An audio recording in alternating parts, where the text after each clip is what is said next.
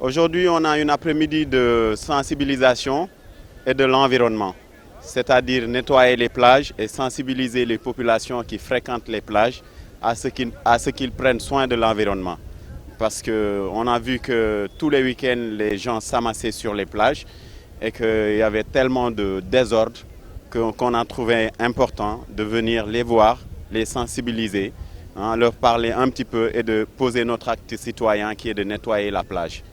Au minimum, tous les mois, on souhaite venir nettoyer et la plage et les grandes artères de Saly, de sorte de faire de Saly une ville propre.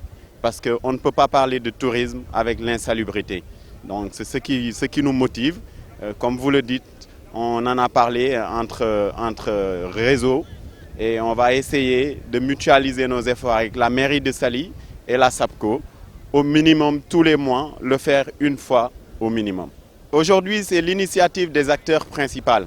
Mais bon, la SAPCO nous a accompagnés en nous donnant du logistique, la mairie aussi. Tout ce que vous voyez là comme râteau, comme pelle, comme brouette, c'est les logistiques que nous ont fournis ces deux entités-là. Déjà très content d'apprendre que le ministre vient nous voir et très impatient de le rencontrer. Bon, le mot qu'on aurait à lui dire, c'est déjà bravo de rencontrer les acteurs parce qu'on ne peut pas parler de tourisme sans les acteurs. Et on lui souhaite bon vent parce que sa réussite est la nôtre. Bon, à part cela, on aurait aimé lui parler de la sécurité, de l'insalubrité, de la compétitivité du Sénégal par rapport aux autres destinations en Afrique.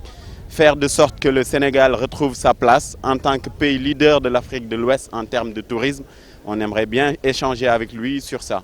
Saly est la capitale touristique du Sénégal, ça tout le monde le sait. Il y a bien d'autres endroits touristiques qu'on connaît bien. L'État a mis énormément de moyens pour développer Pointe Sarène, ce qui est très bien. Mais Saly est le site phare du Sénégal en termes de tourisme. Donc on ne peut pas laisser Saly en rade et vouloir développer ailleurs. C'est bien déjà de développer Saly. Et puis ensuite, on le souhaite bien que ça dépasse Saly, que ça aille dans les autres sites touristiques du Sénégal comme Pointe Sarène, je l'ai dit tantôt, comme le Lac Rose, comme Lompoul, comme Saint-Louis, comme tant d'autres sites touristiques du Sénégal, comme le Pays Bassari.